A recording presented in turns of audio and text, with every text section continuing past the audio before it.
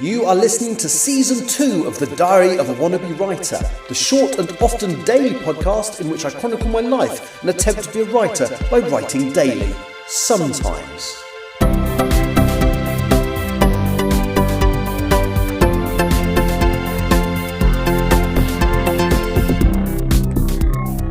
Hello, today is Tuesday the 6th of May 2025 and you are listening to The Diary of a Wannabe Writer. And I had all sorts of plans for today, but unfortunately I've just spent the day feeling exceedingly anxious and strange, so I haven't got any writing done, which is a bit of a shame really, because I was hoping to get chapter 7 at least signed off and maybe even chapter 8 of Empress of the Trees, but I haven't done any of those things, so I got up feeling okay. I don't know if this is influenced by a decision I made yesterday, so I've been promising a friend of mine that I'm going to go to her graduation ceremony in Phoenix. There's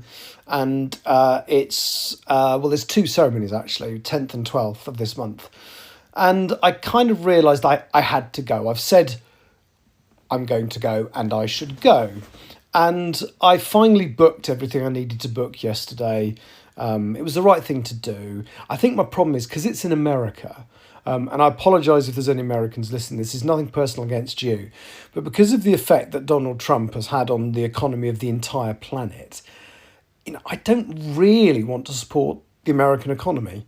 I kind of feel that I shouldn't be doing that. But unfortunately, I had promised my friend that I would go long before Trump was elected. In fact, she asked me to go before she even went to America. I think she was in Beijing when she asked me if I'd come, and that was August last year, maybe before. So I promised to go, and I ought to go. So I finally booked it all yesterday, and actually it's looking quite positive. So I'm an airline employee, and we get a business class ticket. I think it's every year and occasionally as a reward for other stuff. And I've been working for the airline for 10 years, more than that in fact, and I have never used one of my business class tickets. And they never used to have end dates, but they used to have end dates. But anyway, basically I've got a lot of these business class tickets that I can use sitting there, and I finally thought, well, I'm going to use one. So I've booked my business class flight to Phoenix, I've booked the hotel, I've booked travel insurance, I've double checked that my the American visa that I've got will get me in as a tourist, which it will. So there's I don't know if I'm feeling anxious because of that, and actually I shouldn't do, because I'm not there for that long. So I fly in on the 9th. The 10th is the international students' graduation ceremony. On the 11th, we're going to a baseball match, which actually I'm really looking forward to. And actually, if I can, I might even try and record the podcast from the baseball match. That'd be quite cool.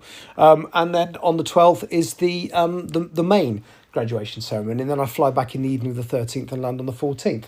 So I haven't mentioned it on here before because I was in two minds whether to go or not. But I kind of realised I've been promising a friend that I am going to go.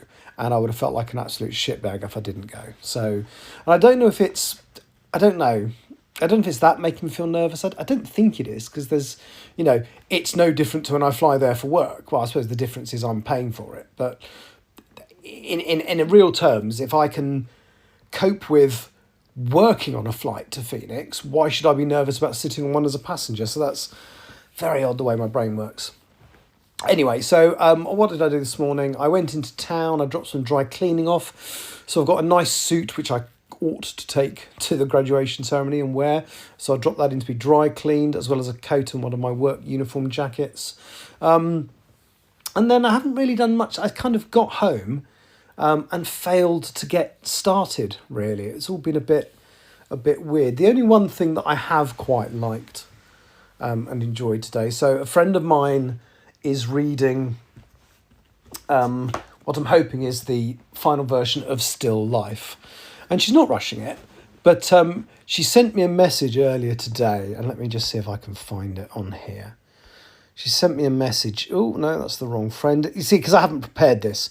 If I'd prepared it, I would have actually known what I was going to say.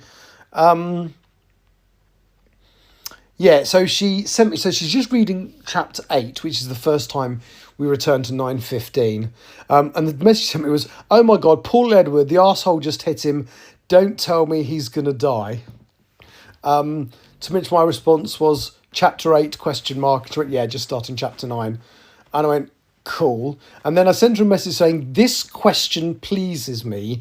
You will see why later."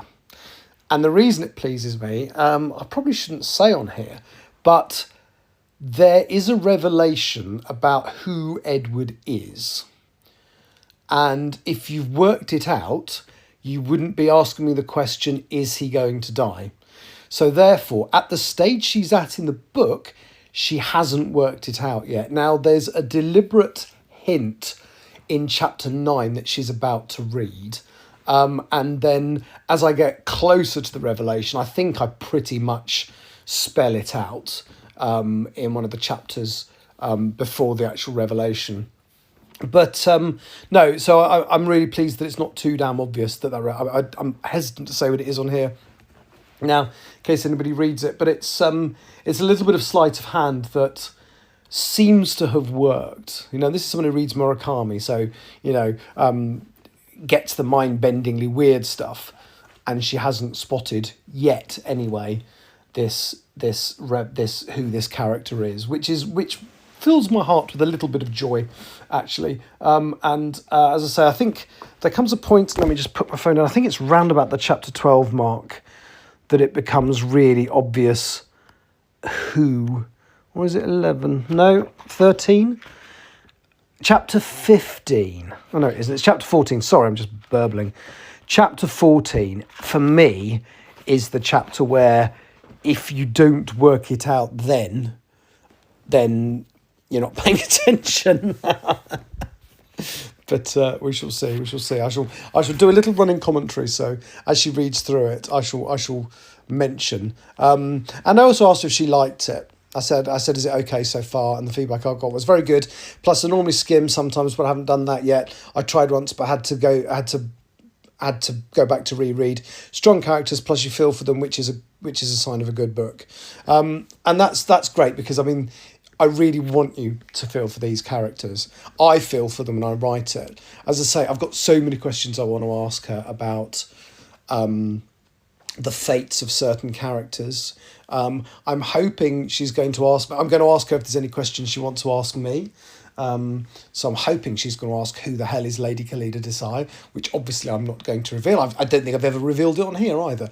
But there's a character in there who I inserted, who wasn't in the first draft of the book, that I inserted into the later versions once I realised there was going to be sequels, because they are a prominent character in the sequels, and it would have made absolutely no sense that they didn't appear in the first book. A couple of people have had theories about who this character is.